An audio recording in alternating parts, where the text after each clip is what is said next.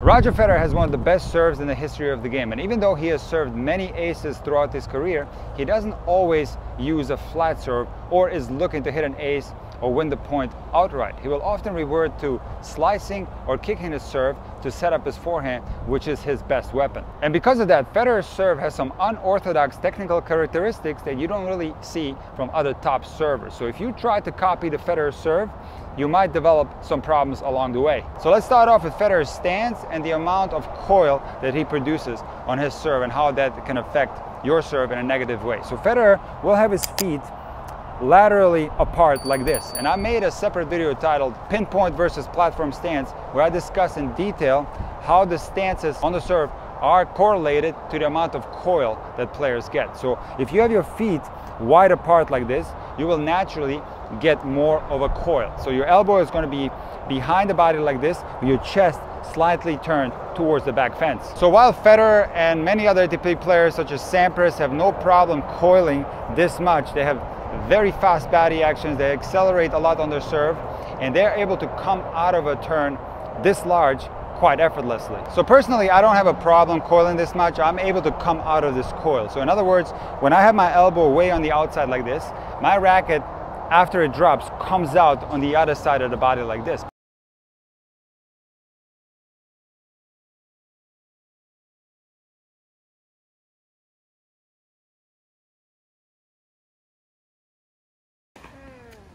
But often recreational players do not have as much acceleration, and when they coil this far, the racket will actually drop on this side and there will be a sideways approach to the ball. So the racket will approach the ball laterally, and this is not a good thing because often when there's a sideways approach towards the ball, the racket will continue going towards the right, which will create an accidental slice serve. So if you try to copy the Federer stance and the Federer coil and you find yourself lacking power or getting accidental slice serve, the simple adjustment that you need to make is have the feet closer together. Do not allow the elbow to go very far back, and now you're going to have a forward approach to the ball where you can hit slice serves and flat serves, and also the rotation is going to be a lot easier. Now let me show you. So I'm going to not allow the elbow to go back, and I'm not going to lose much in power.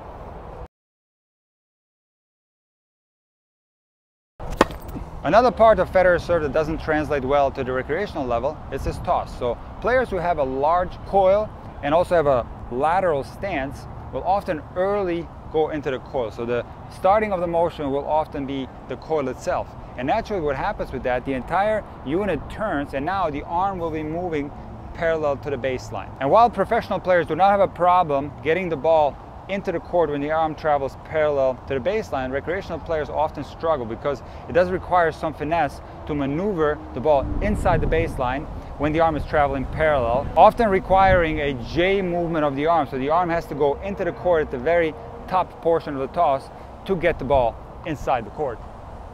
Another problem with this type of toss is the ball will have a significant arc. So the ball will fly from right to left on right-handed players, and professional players have such finesse on this type of tosses that they can maneuver the ball to fall right through 12 o'clock like this.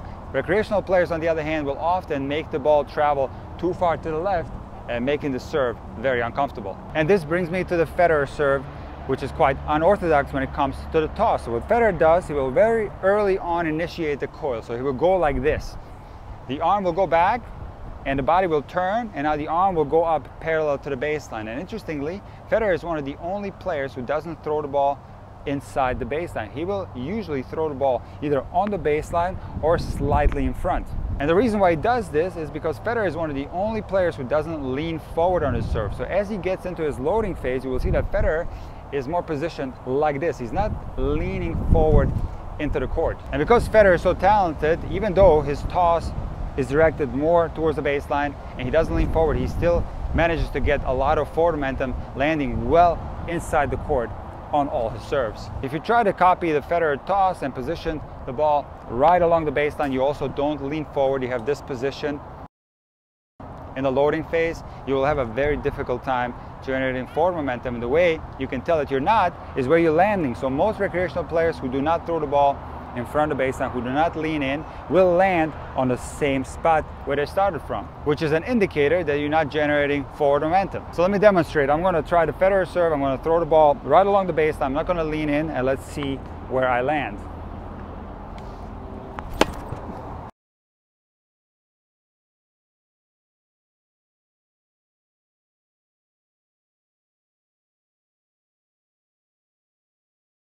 So there, actually, I went backwards a little bit.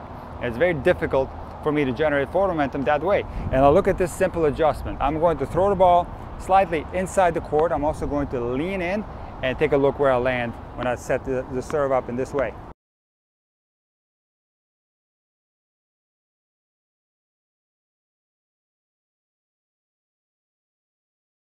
You can see that I'm landing well inside the baseline, and all I need to do is simply throw the ball in front and lean forward.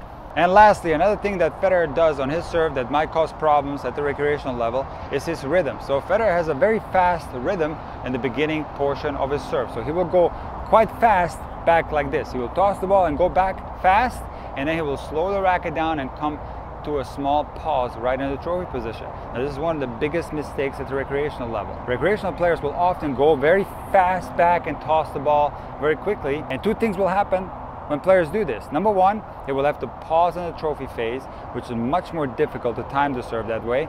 And also, because the toss arm is rapidly going up, they have a very difficult time controlling the toss as well. So what can you do to correct this? Well, you have to do the exact opposite. You want to go slow to fast and build the speed up gradually. And also, you want to have a continuous movement where the racket doesn't pause. And this goes for the toss arm and the racket arm, independent of what kind of rhythm you have. If you have a lag or an up together serve, making the bottom portion of your serve slow will guarantee you that you will be more continuous once you get to the trophy area. So let me demonstrate. On this one, I'm going to go up fast with both arms, and take a look.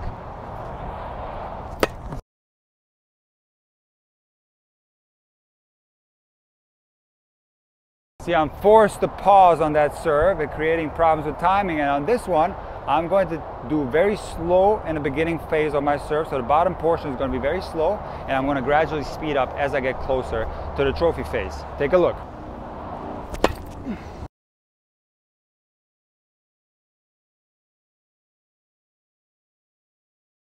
So guys, if you try to copy the Federer serve and you find yourself having problems with some of these things that I just described, apply the corrections that I demonstrated. And remember that while these things are working great for Federer, they might not be working well for other players.